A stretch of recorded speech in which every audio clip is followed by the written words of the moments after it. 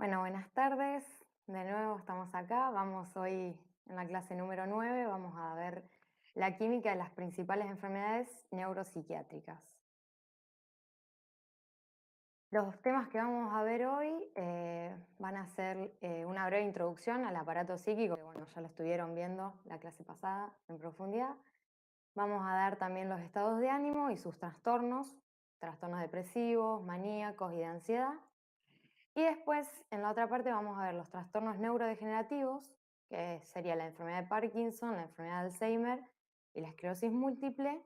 Y por último, los trastornos neuromusculares, que sería la miastenia gravis. El sistema límbico, como ya vieron, es el soporte anátomo-funcional del aparato psíquico, la conciencia, la memoria y el estado de ánimo, y es el que provee señales reguladoras para la mayoría de las actividades conscientes e inconscientes del sistema nervioso central, participando del control neuroendocrino, autónomo y somático. Los estados de ánimo se pueden definir como el humor o tono sentimental que se mantiene por algún tiempo y el sujeto experimenta interiormente, influyendo en su conducta y en la percepción de la realidad. A diferencia de las emociones, como el miedo, la sorpresa, son menos intensos, menos específicos y más duraderos. Es decir, son menos dados a ser activados por un determinado estímulo o evento. También tenemos que definir el temperamento o la personalidad, que bueno, el temperamento se basa en las propiedades neuroquímicas y biológicas de los sistemas nerviosos y sería la base biológica de la personalidad. Mientras que la personalidad es el constructo biológico y sociocultural adquirido a través de la experiencia y el aprendizaje. Ambos son actitudes permanentes en el tiempo y son determinados tipos de personalidades pueden predisponer a determinados estados de ánimo. Los estados de ánimo pueden ser normal, expansivo o deprimido, siendo la eutimia el estado de ánimo normal, que está situado entre la hipertimia y la distimia. Y bueno, las fluctuaciones son moduladas por la satisfacción o insatisfacción de diversas necesidades instintivas, como por ejemplo el hambre, la sed, el sueño.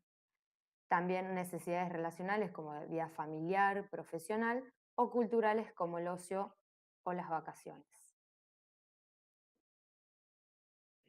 Los trastornos del estado de ánimo serían alteraciones del estado de ánimo patológicos en calidad y en intensidad que constituyen un espectro muy amplio de enfermedades psiquiátricas. Son caracterizados por una alteración en la regulación del estado de ánimo que domina la vida mental del paciente. Y bueno, pueden deberse a diferentes causas, por ejemplo, enfermedades médicas, enfermedades neurológicas degenerativas, sustancias psicoactivas como la cocaína, alteraciones metabólicas, efectos tóxicos de fármacos, lesiones cerebrales focalizadas, trastornos convulsivos, entre otros.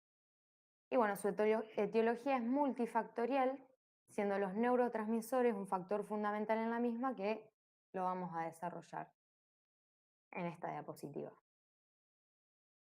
Tenemos la serotonina, que se localiza en varias regiones del sistema nervioso central y tiene una función inhibitoria. También controla el ciclo sueño-vigilia, está envuelto en estados de ánimo y emociones. Si hay un exceso de serotonina, vamos a tener relajación, aumenta la libido y la sociabilidad, mientras que un déficit de la misma daría ansiedad, insomnio, depresión, agresividad, trastornos del sueño. Por otro lado, la dopamina, que se localiza en el encéfalo y en el sistema nervioso autónomo, también tiene función inhibitoria y está envuelto en estados de ánimo y emociones y también en la regulación del control motor. Un exceso nos daría un aumento de la libido y la sociabilidad, mientras que un déficit nos daría insomnio, Parkinson, hiperactividad, trastorno del déficit de atención. Luego la noradrenalina se localiza en áreas del sistema nervioso central y sistema nervioso simpático.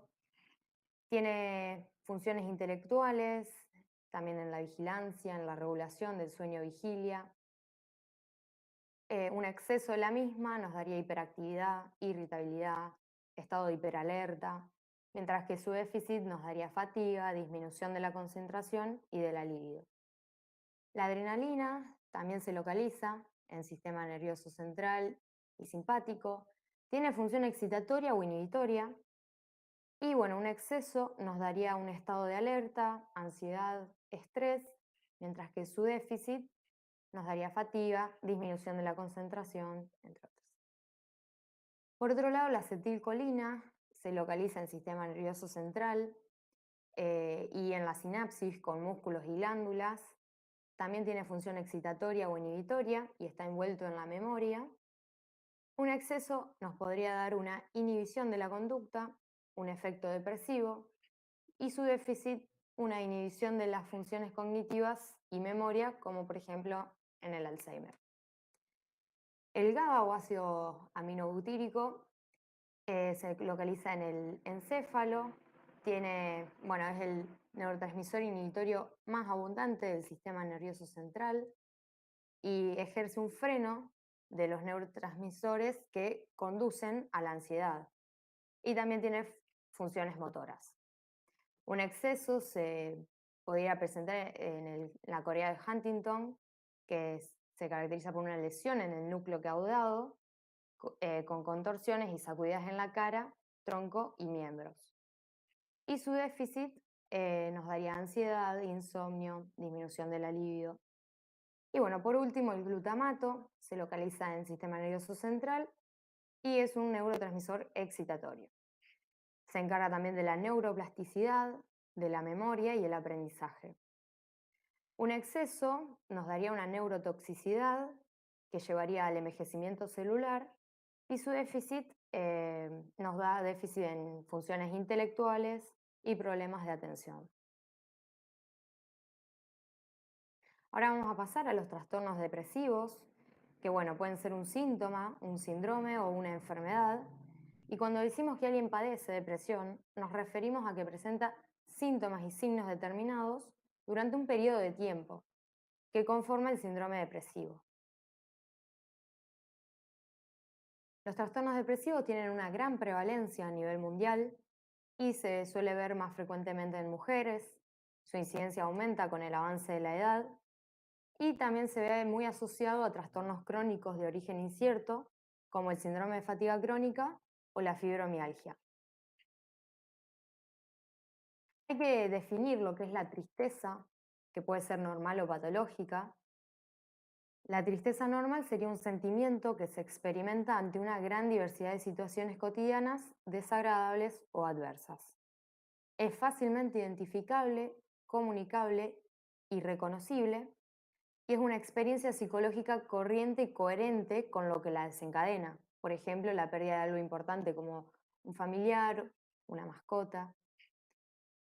Y su intensidad y duración son adecuadas a la situación desencadenante. Mientras que la tristeza patológica es cualitativamente distinto. Es difícil de expresar, poco comunicable, presenta manifestaciones en los ámbitos cognitivo, somático y conductual, y bueno, su intensidad y duración no se adecuan a la situación desencadenante. Podemos definir la depresión como una mezcla de tristeza intensa y de una culpa invasora con riesgo a pasaje suicida. La podemos clasificar en primaria o secundaria. La primaria se puede a su vez clasificar en exógena o endógena, que la exógena sería la psicógena, reactiva, neurótica o leve, mientras que la endógena es la psicótica o grave. El Manual de Salud Mental 4 ofrece dos categorías diagnósticas para las depresiones graves. Tenemos el trastorno bipolar y la depresión mayor. Ya el 5 lo cambió y sacó el trastorno bipolar, le dio una entidad propia. Y bueno, el 75% de los pacientes que sufren depresiones severas experimentan ideaciones suicidas repetitivas y al menos un 15% intentan suicidarse. En la secundaria, la depresión puede acompañar o seguir a casi todas las enfermedades médicas. También puede ser consecuencia de alteraciones bioquímicas, de ciertos fármacos o de alcohol. Los síntomas de las depresiones secundarias son similares, si no idénticos, a los de la depresión primaria. Y ahí tenemos la prevalencia de depresión en enfermedades médicas, por ejemplo, en la esclerosis múltiple se puede ver entre un 18 y 42%, en el Parkinson un 40%, en el Alzheimer un 20%.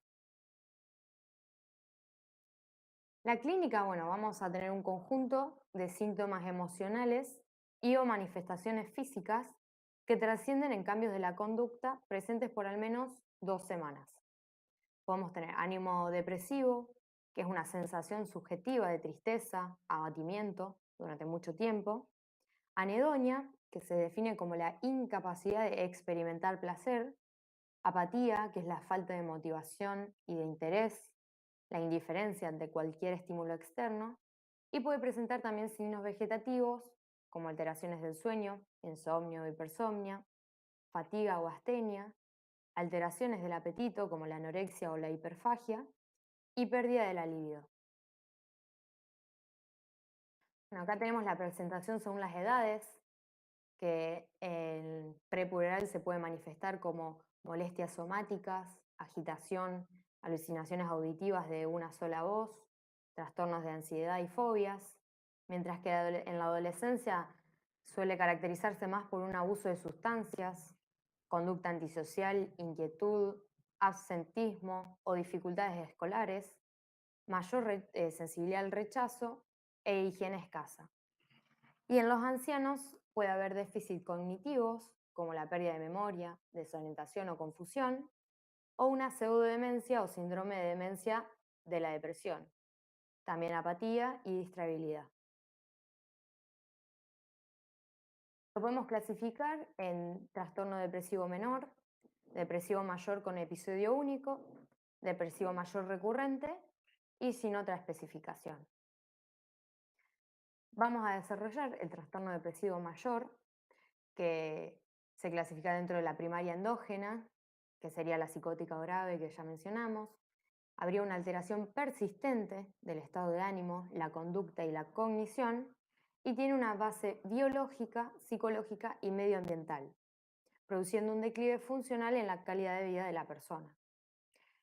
Hay una predisposición hereditaria, dado que es responsable de una cierta presentación familiar, y esta predisposición para manifestarse exteriormente precisa del refuerzo aportado por el influjo de otros genes o ciertos agentes ambientales, psicosociales u orgánicos, que serían factores que operan como causa fundamental. Tenemos la teoría aminérgica, que considera que se debe a una deficiencia de neurotransmisores de tipo amina en la sinapsis del sistema nervioso central, y predice que los fármacos que aumenten las concentraciones de aminas deberían mejorar los síntomas. Por ejemplo, la serotonina, que es una amina biógena que con más frecuencia se asocia a la depresión, dado que se observa un déficit de la misma, es la razón por la cual los fármacos serotoninérgicos son eficaces en el tratamiento. También se han encontrado concentraciones bajas de los metabolitos de la noradrenalina en sangre, orina y líquido cefalorraquídeo de los pacientes deprimidos, y la actividad de la dopamina puede disminuir en la depresión y aumentar en la manía. En enfermedades que producen una disminución de las concentraciones de dopamina, como el Parkinson, están asociadas con síntomas depresivos, y se han propuesto teorías según las cuales el circuito mesolímbico dopaminérgico es disfuncional y el receptor D1 es hipoactivo. Una de las enzimas responsables de la inactivación de las catecolaminas, la monoamino oxidasa, se encuentra distribuida por todo el cuerpo y diamina oxidativamente las catecolaminas a sus correspondientes aldehídos. Dado que se localiza sobre la membrana exterior de la mitocondria, siendo intracelular, desempeña un papel estratégico en la inactivación de las catecolaminas libres dentro de la terminal nerviosa y que no están protegidas por las vesículas de almacenamiento. Los inhibidores de la monoaminoxidasa impiden el catabolismo de las catecolaminas y de la serotonina, aumentando las concentraciones en la sinapsis, por ende potenciando su acción, entonces son los llamados antidepresivos. Estos hallazgos suscitaron esta teoría. Entonces, para el tratamiento, el método más eficaz para tratar los episodios depresivos mayores consiste en integrar el tratamiento farmacológico con las intervenciones psicoterapéuticas, ya que mejora el pronóstico del paciente. Ahora vamos a pasar a los trastornos maníacos, que se caracterizan por una expansión y exaltación persistente del estado de ánimo. La manía o episodio maníaco suele estar asociado al trastorno bipolar o enfermedad maníaco-depresiva, que es un trastorno cíclico por oscilaciones intensas del ánimo entre la depresión o hipomanía y la exaltación, así como por las remisiones y recurrencias. El trastorno bipolar tiene un importante componente genético y se caracteriza por una conducta errática y desinhibida. Por ejemplo, exceso en los gastos, en el juego, viajes impulsivos, hipersexualidad.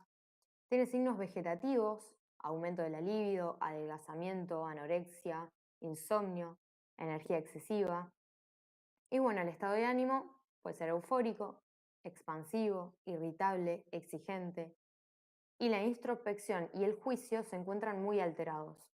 A menudo hay una negación total de la enfermedad e incapacidad para tomar decisiones organizadas o racionales. El tratamiento de la enfermedad crónica grave exige vigilancia de por vida por parte de un psiquiatra.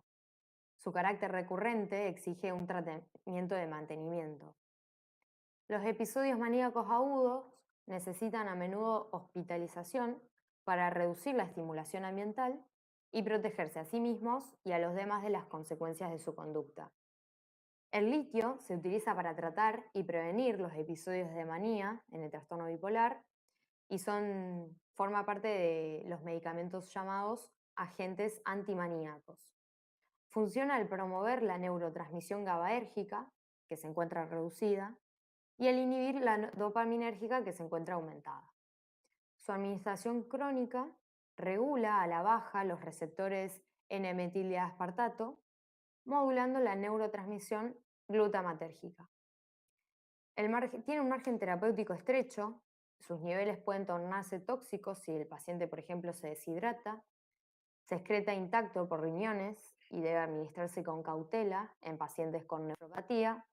Y bueno, no se metaboliza en hígado, por lo que puede representar la mejor opción en pacientes con alteraciones de la función hepática. La psicoterapia y la psicoeducación son absolutamente imprescindibles coadyuvantes al tratamiento farmacológico. Ahora pasamos a la ansiedad, que se puede definir como un sentimiento psicobiológico básico, adaptativo ante un desafío o que advierte de un peligro inminente y permite adoptar medidas para afrontar una amenaza, de tipo desconocida, interna o conflictiva. Es una sensación de aprehensión difusa, desagradable y vaga que se acompaña de síntomas vegetativos. Los trastornos de ansiedad suceden cuando la ansiedad normal pasa a patológica. Esto se da cuando no cumple una función adaptativa, es decir, no está ligada a un peligro, situación u objeto externo, o cuando su intensidad, cualidad o duración es desproporcionada y excede los límites aceptables. Es un estado que tiene muchos efectos, influye en la cognición, disminuyendo la atención o concentración, y tiende a distorsionar la percepción. Se suele acompañar de molestias somáticas como palpitaciones y sudoración, que denotan la hiperactividad del eje hipotálamo endocrino neurovegetativo. Otros signos o síntomas físicos podrían ser la disnea, la hiperventilación, cefalea, náuseas. Y bueno, la ansiedad y la angustia se suelen utilizar como sinónimos, pero la primera se refiere al sentimiento de malestar psíquico, mientras que la angustia se refiere al malestar relacionado con las sensaciones corporales. Y bueno, los trastornos componen el grupo más frecuente de trastornos psiquiátricos y suelen verse también más en mujeres que hombres. Esta es la clasificación del DSM. Tenemos por un lado la ansiedad generalizada, que es ansiedad y preocupación excesiva sobre acontecimientos o actividades persistentes, por lo menos durante 6 meses. Se asocian a síntomas de sobreactivación fisiológica, este aumento de la vigilancia, insomnio, inquietud, hiperactividad autonómica. Después tenemos el trastorno de pánico, que es una crisis de angustia intensa, aguda e inesperada, que pueden ser recurrentes con sensación de catástrofe inminente. Y está seguida de un mes de inquietud o preocupación persistente por la aparición de nuevas crisis o cambio significativo y desadaptativo en el comportamiento de la persona. Luego la agorafobia, que se define como el miedo o ansiedad que aparecen siempre respecto a lugares o situaciones de los que puede ser difícil de escapar. Por ejemplo, salir de la casa solo o estar entre la multitud. La persona va a evitar dichas situaciones por temor a tener dificultades para huir o recibir ayuda. Luego tenemos fobias específicas, que son el miedo irracional a situaciones u objetos concretos.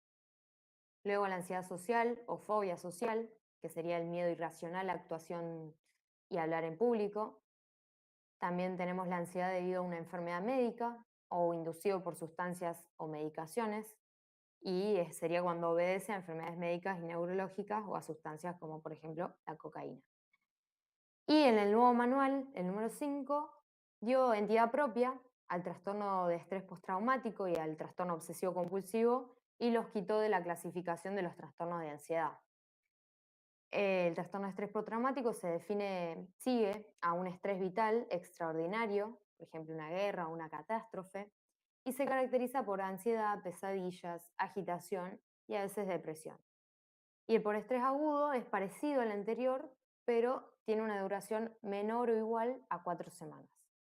Mientras que el trastorno obsesivo compulsivo se define por intrusiones involuntarias y persistentes de pensamientos, deseos, ansias o acciones.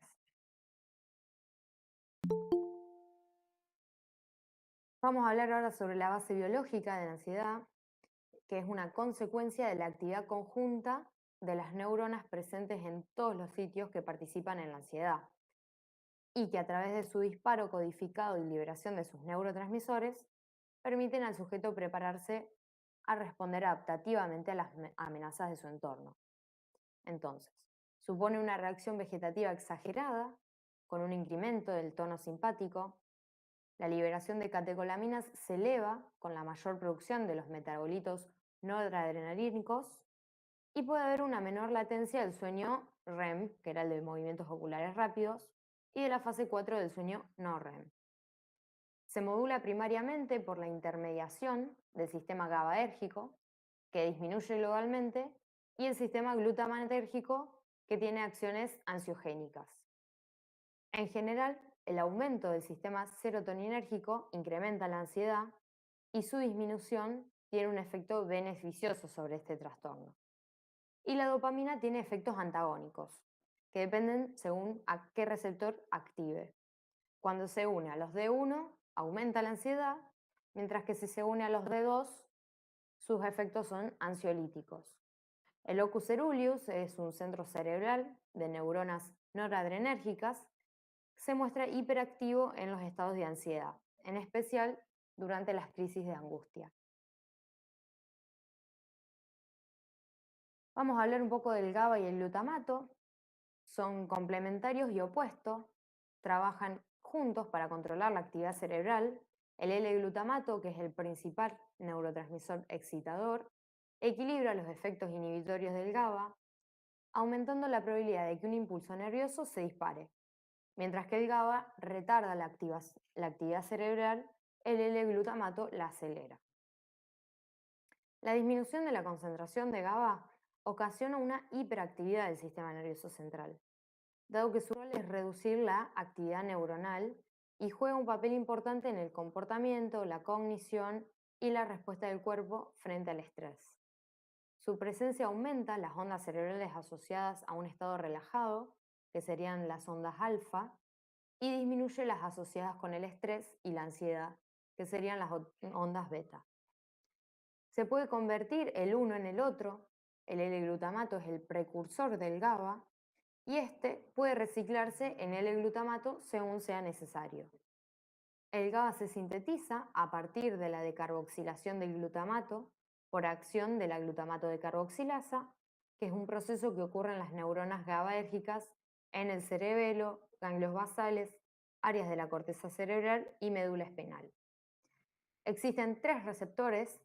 Tenemos los GABA-A, que serían ionotrópicos, que están situados en la membrana plasmática del terminal postsináptico y se relacionan con las benzodiazepinas como el diazepam, clonazepam, los barbitúricos o el alcohol.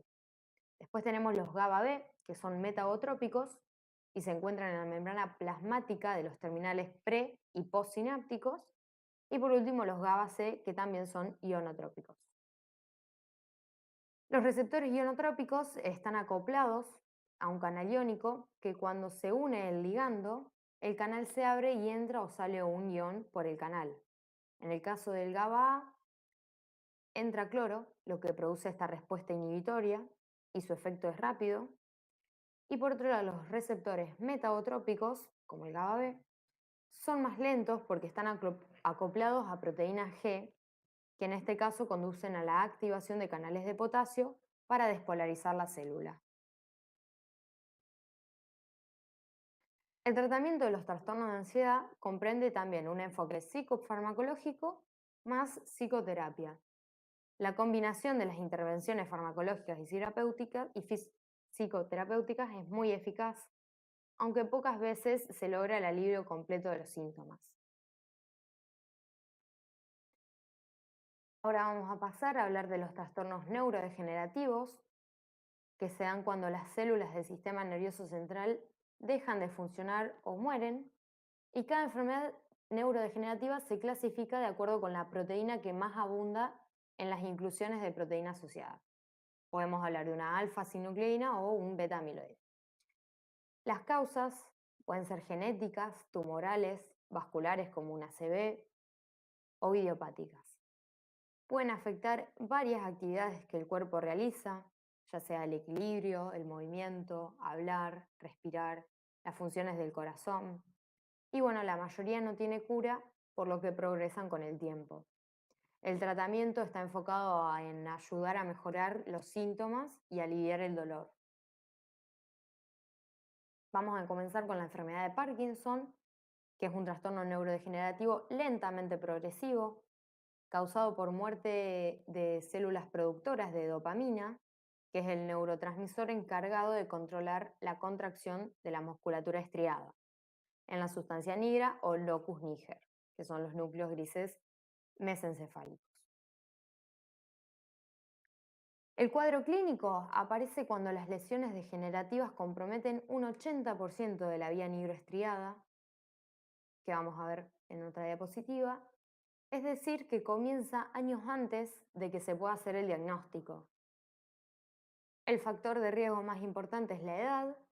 El 80% de los casos ocurren de forma esporádica y tienen causa desconocida. El 20% restante responde a una causa conocida, que se conocen como parkinsonismo secundario, y las causas más frecuentes suelen ser vasculares, farmacológicas, sustancias tóxicas, traumatismos, entre otras. Por otro lado tenemos el Parkinson juvenil, que tiene una edad de inicio temprana, antes de los 40 años, e indicaría una posible causa genética. El senil debuta después de los 70 años. Aunque la medicación puede reducir los síntomas de forma considerable, la enfermedad es progresiva y puede dar lugar a incapacidad grave. Acá tenemos la presentación clínica, que se caracteriza por una tríada, que corresponde a la bradicinesia, la rigidez y el temblor. La bradicinesia se define como una lentitud de movimientos voluntarios. La rigidez, tenemos el signo de la rueda dentada, que se caracteriza por un aumento de la resistencia en escalones que se presenta ante una flexión pasiva de la extremidad. Y el temblor en reposo, que tenemos el signo de cuentamonedas en las manos. También se caracteriza por tener un rostro inexpresivo, se conoce como la fascia de jugador de póker. Hay una disminución de la oscilación del brazo y la postura es encorvada, flexionada al caminar, marcha con arrastre de los pies, también hay dificultad para comenzar o detener la marcha, y su curso es progresivo durante 10 a 25 años. También se pueden sumar depresión y ansiedad, alteraciones cognitivas, trastornos del sueño, sensación de inquietud interna, pérdida del olfato, que sería la anosmia, y anomalías de la función autónoma. Acá tenemos, acá arriba, la rueda dentada, y acá tenemos un esquema que engloba todos los síntomas, signos que estuvimos hablando. Acá tenemos graficada la vía neuroestriada, que bueno, es su lesión, se encuentra el circuito dopaminérgico que une el locus niger, que se encuentra acá, con el cuerpo estriado, que es el cuerpo estriado está formado por el pálido, el putamen y el caudado. Y la lesión de esta vía es la que promueve la aparición de la enfermedad de Parkinson. Tenemos el circuito inhibitorio en celeste y el circuito excitatorio mediado por glutamato y acetilcolina en rojo. Vamos a hablar ahora de la fisiopatología, que se caracteriza por una degeneración de las neuronas de la sustancia nigra y se da por una sinucleinopatía, que está caracterizada por el procesamiento anormal de la alfa-sinucleína, que esta proteína es un componente normal de la sinapsis que existe en condiciones normales en forma soluble no plegada. Las mutaciones en su gen pueden causar alteraciones en su estructura, plegamiento, agregación proteica y déficit de remoción. Esta degeneración produce falta de impulsos dopaminérgicos hacia el cuerpo estriado y acumulación de gránulos citoplasmáticos de inclusión intraneural conocidos como los cuerpos de Lewy. La causa de la muerte celular puede deberse también a la generación de radicales libres y al estrés oxidativo, la inflamación o disfunción mitocondrial. Acá tenemos un grafiquito que nos muestra que ante una mutación genética empieza a haber una falla en la degradación, entonces hay un plegamiento de la alfa-sinucleína, y acá tenemos los cuerpos de Lewy, que también acá tenemos una biopsia que muestra los cuerpos de Lewy. Ahora pasamos al metabolismo de la dopamina, que se sintetiza y almacena en una neurona presináptica, se libera al espacio sináptico para actuar sobre los receptores postsinápticos. Es una catecolamina como la adrenalina y la noradrenalina, y bueno, comienza sintetizándose por neuronas dopaminérgicas a partir de la tirosina, que es un aminoácido esencial, por la enzima tirosina hidroxilasa, que la transforma en dopa. Luego, la dopa de carboxilasa la convierte en dopamina y parte de la dopamina es destruida por acción de la monoaminooxidasa de tipo B, formando un metabolito inactivo conocido como ácido dihidroxifenilacético. El resto de la dopamina se libera al espacio intersináptico y una parte se fija en los receptores específicos para desarrollar su actividad biológica. La otra parte es degradada por una enzima llamada catecol o metiltransferasa, dando lugar a un segundo metabolito inactivo, la metoxiteramina. Los dos productos de degradación van a dar origen a un mismo catabolito principal, que es el ácido homovalínico.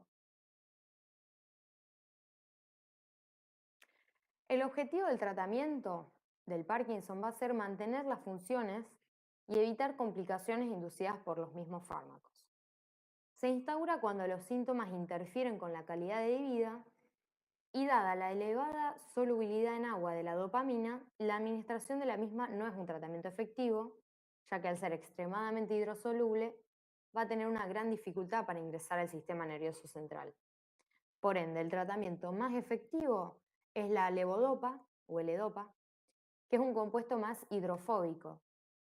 Se suministra por vía oral y rápidamente se destruye a nivel gástrico por dos enzimas, la dopa-carboxilasa periférica y la monoaminoxidasa. Solo un 10% llega a cruzar la barrera hematoencefálica, donde un 9% es inactivado por la dopa-carboxilasa central y la COMT, haciendo que solo 1,1% tome contacto efectivo con el locus niger. Por ende, vamos a administrar la levodopa de manera sistemática en combinación con un inhibidor de la decarboxilasa, conocido como carbidopa, para evitar el metabolismo periférico hasta dopamina. Hay formulaciones de liberación controlada y en combinación con un inhibidor de la COMT, y los inhibidores de la monoaminoxidasa son un conjunto de drogas antidepresivas que bloquean el metabolismo central de la dopamina y aumentan las concentraciones sinápticas del neurotransmisor. Son seguros y se toleran bien. Ahora vamos a hablar de la enfermedad de Alzheimer, que es una demencia de comienzo insidioso y lentamente progresiva, que se caracteriza por una pérdida global de las funciones intelectuales o superiores, es adquirida y con conservación del estado de vigilia. La enfermedad de Alzheimer es la principal causa de demencia en nuestro medio. Su prevalencia también aumenta exponencialmente con la edad. La edad de aparición suele darse entre los 65 y 85 años y suelen ocurrir de forma esporádica. Se desconocen antecedentes familiares. La clínica se caracteriza por un cuadro neuropsiquiátrico con síntomas cognitivos, trastornos del lenguaje y de la conducta, que progresa hasta requerir cuidado permanente.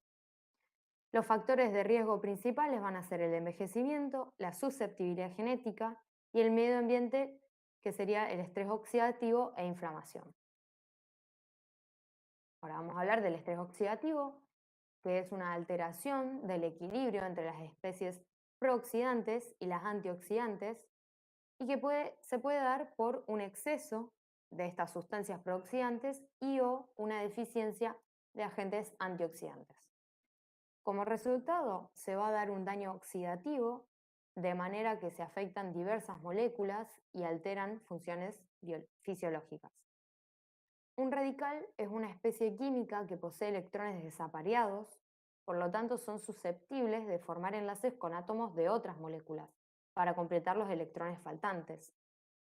Las especies reactivas del oxígeno incluyen los iones de oxígeno, los radicales libres y peróxidos, y se forman en peroxisomas, mitocondrias y el retículo endoplasmático de todas las células. Los radicales libres en exceso peroxidan la membrana lipídica, oxidan proteínas modificando su estructura y alteran la membrana plasmática y las proteínas del citoesqueleto. También afectan el ARN y pueden producir la ruptura de las hebras de ADN nuclear. Los agentes nutrientes antioxidantes con los que contamos pueden ser la vitamina C o el ácido ascórbico, que se encuentra en muchos cítricos, y tiene efectos en medios acuosos intra y extracelulares. Tenemos la vitamina E, que tiene un efecto protector en las membranas celulares y de lipoproteínas, y si bien no previene la enfermedad de Alzheimer, puede ayudar a retrasar el avance de la enfermedad en personas que ya tienen una enfermedad leve a moderada. También tenemos los carotenoides, que intervienen en la eliminación del oxígeno singlete y radicales peroxilo. Bueno, el proceso degenerativo del Alzheimer está caracterizado por una serie de alteraciones cerebrales que afectan de forma selectiva a regiones específicas. Estas son la neocorteza, el área entorrinal, hipocampo, núcleo amigdalino, núcleo basal, tálamo anterior y varios núcleos monoaminérgicos del tronco encefálico, como el locus coeruleus y el complejo del RAFE. En Alzheimer se va a dar un déficit de noradrenalina, que nos va a dar depresión, agitación psicomotora. El déficit de serotonina nos va a dar obsesión, compulsión, agresividad. El déficit de acetilcolina es el responsable del deterioro cognitivo y de los problemas de memoria. Y bueno, va a haber una conservación de dopamina que nos va a dar alucinaciones, trastornos del sueño y psicosis. Los cambios cognitivos que se dan siguen a patrones característicos que inician con la alteración de la memoria reciente, inmediata, y más tarde afectan el lenguaje y en ocasiones déficit visoespaciales. Es frecuente que la pérdida de memoria no se reconozca al principio. Las alteraciones en las actividades de la vida diaria llaman la atención de amigos, familiares del paciente. Haber desorientación, falta de criterio, falta de concentración, afasia, apraxia, que son más evidentes a medida que evoluciona la enfermedad. Y en la etapa terminal los pacientes se tornan rígidos, mudos, incontinentes y quedan confinados a la cama. La duración típica suele de ser de 8 a 10 años, pero la evolución puede fluctuar entre 1 a 25 años. Acá podemos ver un gráfico de cómo sería el cerebro normal y acá el cerebro afectado por la enfermedad de Alzheimer. Vamos ahora a hablar de la fisiopatología, que sería el metabolismo del beta-amiloide. La reacción inflamatoria es una respuesta al estrés crónico producido por los depósitos del amiloide beta que induce la activación de la microglía y los astrocitos, de la vía clásica y alterna del sistema del complemento y de la secreción de citocinas y interleuquinas por células de nuestro sistema inmune. La disfunción y la muerte de las neuronas se asocian con anomalías citoesqueléticas y reducen el nivel de proteínas sinápticas en las regiones del cerebro afectadas, que ya mencionamos. Las neuronas colinérgicas del núcleo basal, el núcleo central interno y la banda diagonal de Broca, que proporcionan las principales vías colinérgicas a la neocorteza y al hipocampo, están destruidas por factores neurotóxicos combinados con el péptido beta-amiloide, lo que reduce el nivel de acetilcolina y marcadores colinérgicos en las zonas de destino de esas células, generando pérdida progresiva de funciones cognitivas que desemboca en demencia. Bueno, acá tenemos también un gráfico de cómo sería lo normal y en el Alzheimer que aparecen las placas de amiloide y los ovillos neurofibrilares.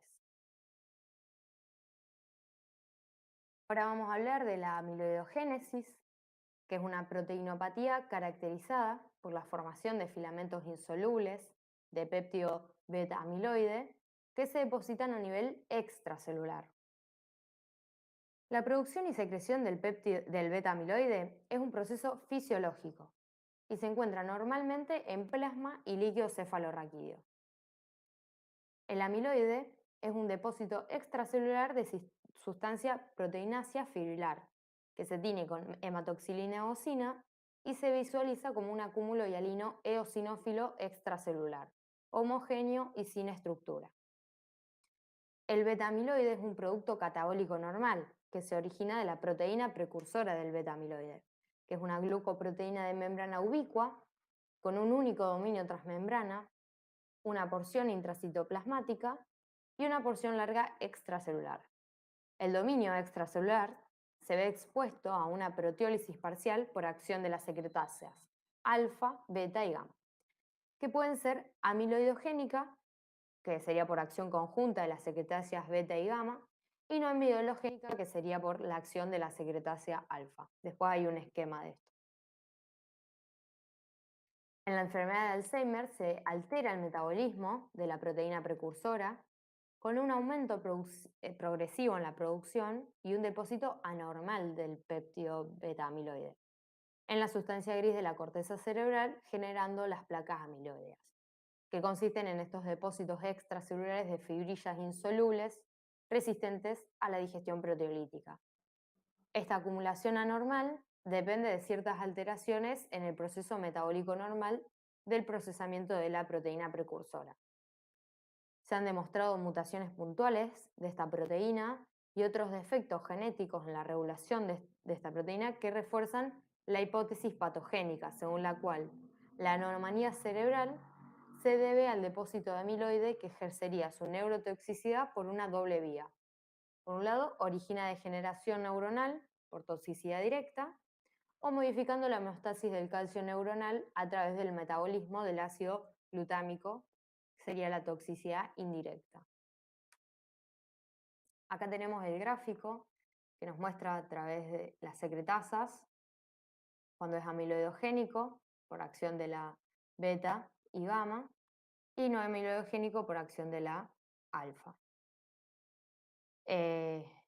Cuando es amiloidogénico nos va a dar los monómeros del beta amiloide que van a acumularse, van a ser oligómeros y bueno, van a generarnos el daño neuronal con la formación de las placas y los ovillos. Ahora vamos a hablar del metabolismo neurofibrilar, que bueno, la degeneración neurofibrilar es producto de la acumulación intraneuronal de filamentos de las proteínas tau patológicas. La severidad de la demencia se correlaciona significativamente con la densidad de los ovillos neurofibrilares en la neocorteza y la corteza entorrinal. Su formación está asociada con la muerte neuronal, que estos ovillos pueden ser intracelulares o extracelulares, siendo los extracelulares altamente insolubles y resistentes a la proteólisis. Se dan por la acumulación de polímeros anormales patológicos, llamados filamentos helicoidales apareados, cuyo constituyente principal es la proteína tau, que ha sufrido modificaciones posttraduccionales como la hiperfosforilación anormal y la proteólisis endógena, que llevan a la polimerización irreversible de la proteína tau en filamentos helicoidales apareados. En condiciones normales, la proteína tau se encuentra asociada a los microtúbulos, estabilizándolos. Al estabilizar estos filamentos del citoesqueleto, se logra un anormal transporte intraneuronal. Acá tenemos la neurona sana, con la proteína tau y los microtúbulos, y acá la neurona afectada por Alzheimer, con las placas de amiloide y los microtúbulos desintegrados. Actualmente no tiene cura, pero se utilizan dos tipos de medicamentos para aliviar los síntomas que afectan el sistema cognitivo. Por un lado tenemos los inhibidores de la colinesterasa, que son medicamentos que aumentan los niveles de la comunicación entre las células al preservar la acetilcolina que se agota en el cerebro por la enfermedad de Alzheimer. Se utilizan en estadios iniciales y la mayoría observa mejoras en los síntomas, pero no frena la progresión. También pueden mejorar los síntomas neuropsiquiátricos como agitación, depresión, y puede tener efectos secundarios como diarrea, náuseas, pérdida del apetito, alteraciones del sueño. Por otro lado tenemos la memantina, que funciona en otra red de comunicación de células cerebrales y retrasa la progresión de los síntomas en la enfermedad de Alzheimer de moderada a grave y bloquea los canales sobreexcitados del NMDA. Reduce la intensidad y la duración de la actividad del ataque y los efectos secundarios son relativamente raros, comprenden mareos y desorientación. Acá tenemos los antagonistas de los receptores NMDA glutamatérgicos, que se emplean para reducir los efectos excitotóxicos derivados de la estimulación excesiva de este tipo de receptor. La excitotoxicidad se define como muerte neuronal a causa de una sobreestimulación del neurotransmisor excitatorio glutamato. La entrada de calcio a través del complejo receptor NMDA y los canales de calcio sensibles al voltaje incrementan la concentración intracelular de calcio.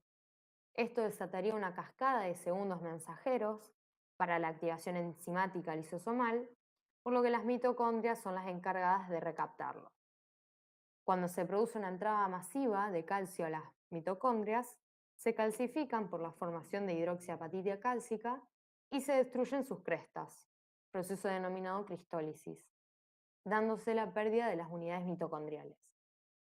Al ser una lesión irreversible, lleva al daño o a la muerte celular, ya que se pierde la capacidad de recuperar la homeostasis y obtener ATP por glucólisis aeróbica, lo que conduce a la obtención de ATP a través de la glucólisis anaeróbica, con generación de ácido láctico.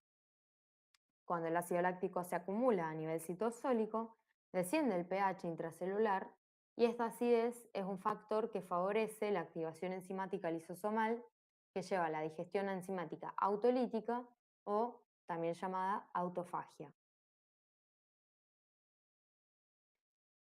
Los estilos de vida saludable promueven una buena salud general y pueden desempeñar un papel en el mantenimiento de la salud cognitiva.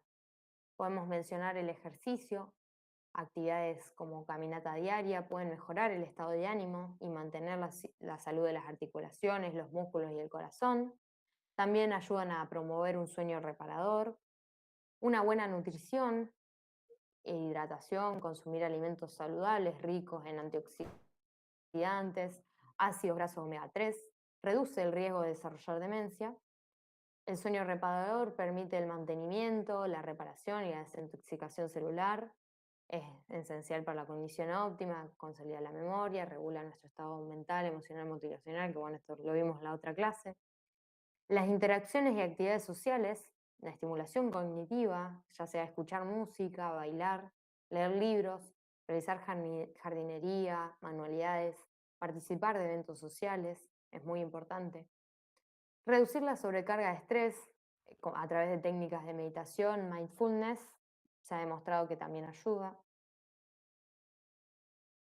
Bueno, ahora vamos a pasar a esclerosis múltiple, que es una enfermedad crónica del sistema nervioso central más común que afecta a adultos jóvenes y es una causa importante de discapacidad y forma parte de las enfermedades desmelinizantes.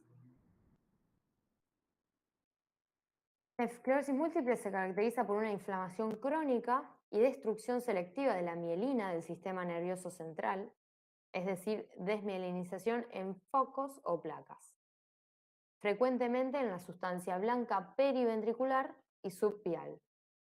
No afecta al sistema nervioso periférico y la progresión es el resultado de la acumulación de nuevas placas o de la extensión de las preexistentes.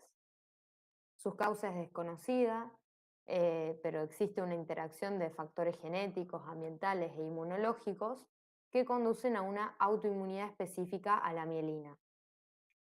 Se da más frecuentemente en adultos jóvenes y en climas templados o templados fríos, y las mujeres son 3 veces más susceptibles que los hombres.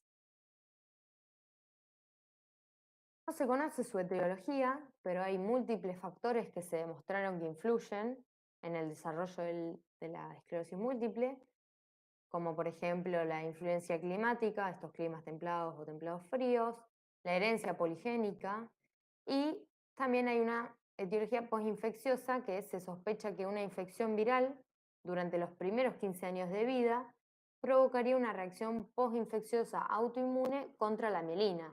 Por ejemplo, el sarampión, adenovirus, varicela, hepatitis A y B, influenza, rubiola, citomegalovirus, herpes y el virus del Epstein-Barr. Las formas clínicas de presentación varían mucho en cada persona durante el transcurso de la enfermedad, según la magnitud de la lesión, a los nervios y cuáles de ellos son los afectados. Algunas personas pueden perder la capacidad de caminar sin ayuda o de caminar por completo, mientras que otras pueden experimentar largos periodos de remisión sin que aparezca ningún síntoma nuevo. Puede haber problemas de visión, son frecuentes, incluidos la pérdida de visión parcial o completa en un ojo, visión doble prolongada o visión borrosa. Otros síntomas que puede presentar es fatiga, mareos, problemas con la función sexual, los intestinos y la vejiga. Acá tenemos un gráfico que, bueno, si la lesión se localiza acá, van a presentar entumecimiento, hormigueo, dolor debajo de la lesión. Acá tenemos un nervio normal, la vaina de mielina, la fibra. Y acá tenemos el nervio afectado por esclerosis múltiple, que la vaina de mielina va a estar dañada, por lo que la fibra nerviosa va a quedar expuesta.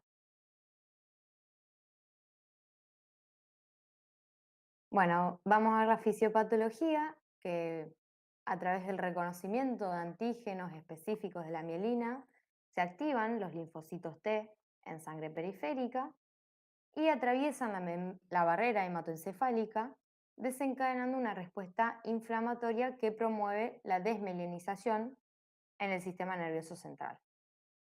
Hay activación de macrófagos y citoquinas proinflamatorias y su cronicidad produce proliferación de astrocitos con formación de cicatriz glial, originando defectos en la conducción de los impulsos nerviosos. Acá en este esquema podemos ver la destrucción de la vaina de la mielina, que bueno, puede darnos trastornos misionales, trastornos motores, trastorno de la visión. que ya estuvimos hablando. Quería mencionar simplemente que la proliferación de los linfocitos TCD4 y sus productos proinflamatorios en el sistema nervioso central, si es TH1, va a liberar interleuquina 2, interleuquina 12, el factor de necrosis tumoral alfa, interferón gamma, y a través del TH2 van a activar las células B para producir anticuerpos con el consecuente daño de la mielina y del axón. Estudios complementarios que los vamos a pedir al paciente van a ser la resonancia encefálica, que vamos a poder ver múltiples lesiones en la sustancia blanca diseminada en tiempo, más de un mes, y en espacio, áreas afectadas no continuas, no contiguas, acá están marcadas. Y después la electroforesis del líquido cefalorraquídeo, que en el más del 90% de los casos vamos a poder ver bandas oligoclonales en el líquido cefalorraquídeo que no están presentes en el suero. Y va a haber un índice de inmunoglobulina G elevado en líquido cefalorraquídeo. Para el tratamiento crónico vamos a suprimir la proliferación de los linfocitos TCD4 y sus productos proinflamatorios para prevenir recaídas. Hay preparaciones inyectables de interferón beta 1A que se administra varias veces por semana. Tiene una eficacia ligeramente mayor en comparación con los fármacos que se administran una vez por semana. Y para los brotes agudos o recaídas, tenemos los corticoides que pueden tratarse con un esquema breve de metilprednisolona por vía endovenosa y después de lo cual se administra prednisona vía oral. Este esquema reduce de forma moderada la gravedad y acorta la duración de los ataques o exacerbaciones agudas. Ahora vamos a pasar a los trastornos neuromusculares, que son enfermedades de la unidad motora, que la unidad motora está formada por la motoneurona periférica, la placa neuromuscular y el efector muscular, y se caracterizan clínicamente por producir debilidad. Ahí tenemos el grafiquito de la placa motora, con la vaina, el axón y el músculo. Y bueno, la siguiente enfermedad que vamos a desarrollar es específicamente un trastorno de la unión neuromuscular, la miastenia gravis. Como dijimos, es una enfermedad de la unión neuromuscular postsináptica, adquirida y autoinmune. Un anticuerpo va a bloquear y destruir los receptores postsinápticos de la acetilcolina en la unión neuromuscular. La prevalencia de la miastenia gravis es 1 por cada 7.500 personas, o sea que no es infrecuente, y posee picos de incidencia en mujeres entre los 30 a 40 años y en varones entre los 60 a 70 años, aunque se puede presentar en cualquier edad. Se caracteriza por debilidad y fatibilidad de los músculos esqueléticos, que aumentan con el ejercicio y mejora con el reposo o el sueño. Los síntomas iniciales pueden ser tosis palpebral, diplopía, su evolución es variable, con exacerbaciones y remisiones. Acá tenemos como la acetilcolina se encuentra almacenada en las vesículas, en la parte terminal de la neurona.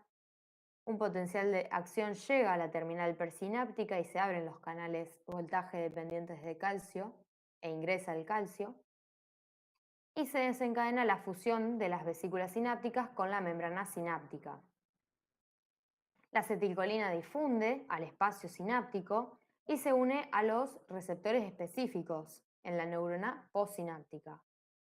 Se genera el potencial de acción de membrana por cambios conformacionales, se forman canales iónicos, entra el sodio, sale el potasio, el flujo de estos iones produce la despolarización de la membrana y la apertura de canales de sodio voltaje dependiente a lo largo de la membrana postsináptica. Por último, la inactivación de la acetilcolina se da por acción de la acetilcolinesterasa en la membrana postsináptica. El defecto principal en la miastenia gravis es la disminución en el número de los receptores de acetilcolina postsinápticos en las uniones neuromusculares que interrumpe la transmisión neuromuscular debido a este proceso autoinmune que ya mencionamos. El desencadenante es desconocido, pero el trastorno se asocia con alteraciones del timo, hipertiroidismo autoinmunitario y otros trastornos autoinmunitarios. Y el receptor de acetilcolina posee dos dominios, uno extracelular, que concentra cationes, y un dominio intracelular con cargas negativas. La mayoría de los anticuerpos se encuentran dirigidos contra la porción extracelular, sitio inmunogénico, de las subunidades alfa del receptor de acetilcolina, que es la zona donde se encuentra el sitio de unión a la acetilcolina. Acá tenemos el gráfico, cómo se encuentran distribuidos. Y bueno, los anticuerpos reducen tanto el número como la función de los receptores para acetilcolina por medio de una degradación acelerada de los mismos. Las inmunoglobulinas G se unen al receptor de acetilcolina en la membrana celular, formando grupos. Estos, por medio de la endocitosis, son internalizados para ser degradados posteriormente. Para el tratamiento tenemos los anticolinesterácicos, que es el fundamento del tratamiento sintomático, pero no alteran el proceso patológico subyacente. Estos actúan a nivel de la placa neuromuscular inhibiendo la colinesterasa, por ende aumenta la cantidad de acetilcolina disponible para los receptores. Y bueno, tenemos la piridostigmina, que es un inhibidor de la acetilcolinesterasa reversible de acción prolongada. Por otro lado, tenemos el tratamiento inmunológico, que podemos usar los corticoides inmunosupresores, que interrumpen la reacción autoinmunitaria gracias al efecto antiinflamatorio y retardan la evolución de la enfermedad, pero no alivian inmediatamente los síntomas, por eso tenemos los anticolinesteráticos. Y tenemos también la plasmaféresis, que elimina los anticuerpos circulantes, resultando en una mejoría de la gravedad de la enfermedad en pocos días, e inmunoglobulinas endovenosas, que modulan la respuesta inmune y estarían indicados en las crisis miasténicas.